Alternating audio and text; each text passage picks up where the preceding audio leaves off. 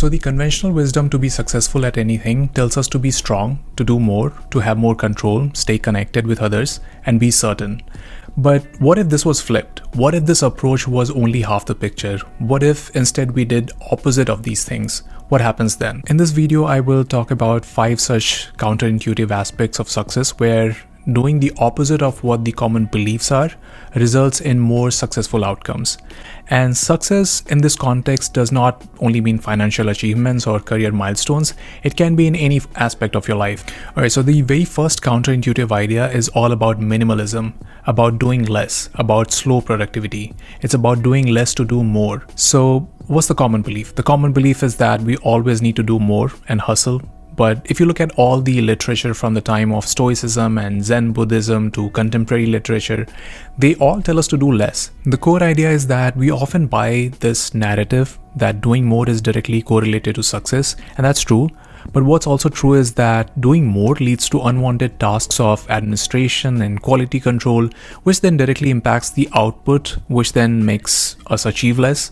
So in a way, the progress in productivity that comes from doing more eventually reaches a peak and then levels off. And at times, it may even diminish the returns. But doing less, on the other hand, means we have full intent behind that work.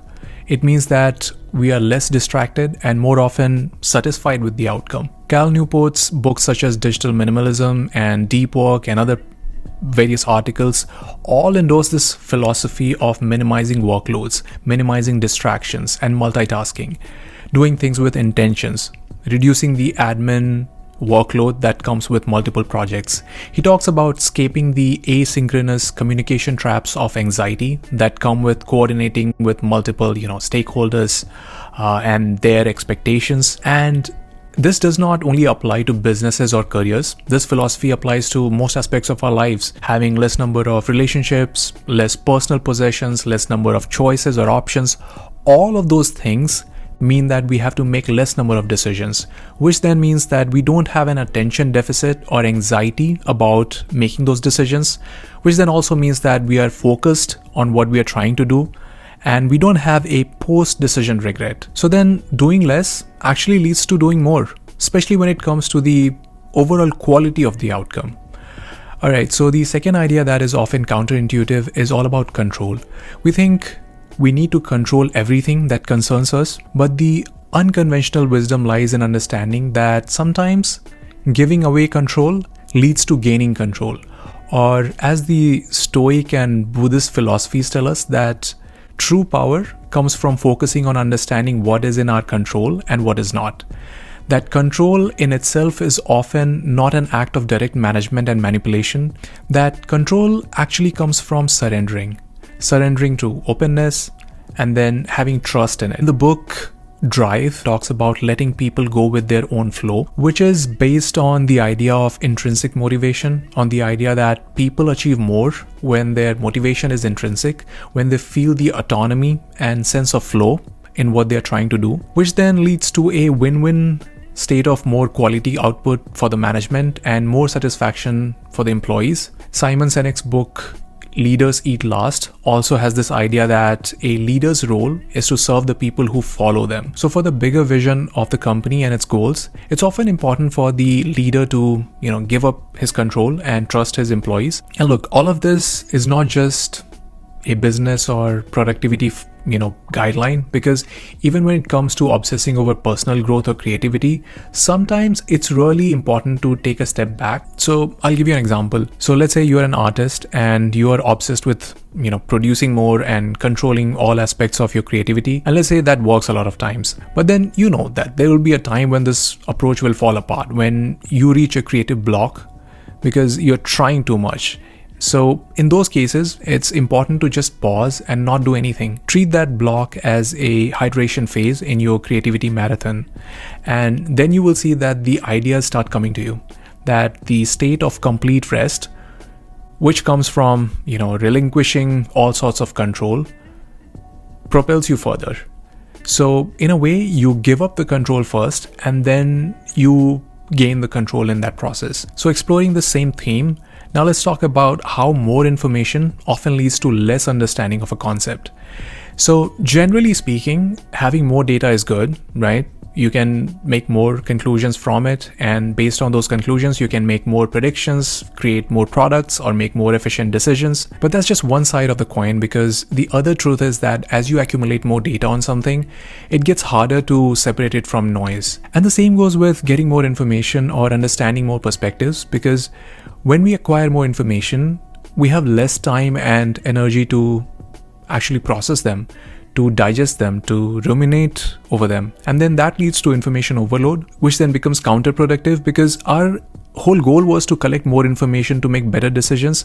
But instead, what we have is a pile of information and the possibility of making a dumber decision, because more information also leads to more contradictory indicators. I'll give you an example. Let's say you pick up a book that talks about why intermittent fasting is a good thing for you, because you're interested in that topic and want to practice it. So you read the book and you're fully convinced that you want to follow the practice. You even start fasting. And then you come across another book that attacks most of the arguments from the first book and supports some of it. It says that intermittent fasting is good in short term, but in the long term, it can lead to other health issues. And now you're confused, because you have to actually make a decision on whether you should continue fasting or not. So now you basically have more information but less conviction. You made one step forward and you made two steps backwards. So my point isn't that you should completely stop seeking counter arguments, because in that case you will sort of create an echo chamber around you and have a narrow understanding of the subject matter. But it's just that the pursuit of gathering, more information without pausing and taking time to actually process them makes the entire process counterproductive. All right, so the fourth unconventional wisdom is all about finding uncertainty, because the common wisdom tells us to be certain, to be definite. It tells us that if we are certain, then we can thrive, we can have better outcomes. But what's also true is that often uncertainty brings better outcomes in different forms. Or, as Alan Watts argues in The Wisdom of Insecurity, that the pursuit of security and certainty is fundamentally flawed, because life itself is uncertain. And once we accept the life's uncertain nature, it then leads to a more genuine kind of certainty, because it connects us with the present moment, which then leads to more inner fulfillment and peace. And this goes back to the second point in this video about control, that when we think life has to be certain, we also end up having an illusion of control. But just accepting the lack of control can lead to a more meaningful life. And that's a spiritual example. A more academic example is Nassim Taleb's work in Black Swan, where he talks about the unknown events that can't be predicted because they are completely hidden from us, but they do end up having a great impact on society at large. Now, these impacts can be positive or negative, but they cannot be predicted, because we don't even know that they exist, because they are unknown unknowns, which is the opposite of a known unknown event, where we know that we don't know about something. But in the case of unknown unknowns, we don't even know what we don't know, which then makes it impossible for us to predict, leverage, or mitigate. So just having this awareness that there are these random events that can occur, and there is no way for us to be certain about them in advance, can make us more flexible and adaptable. And that can make us more psychologically resilient, which can then give us a sense of certainty. All right, the fifth and the last idea is all about showing vulnerability to show strength. So the conventional wisdom tells us that a leader is someone who shows the signs of strength and is confident and doesn't fear, and that gives him a superhero-like quality.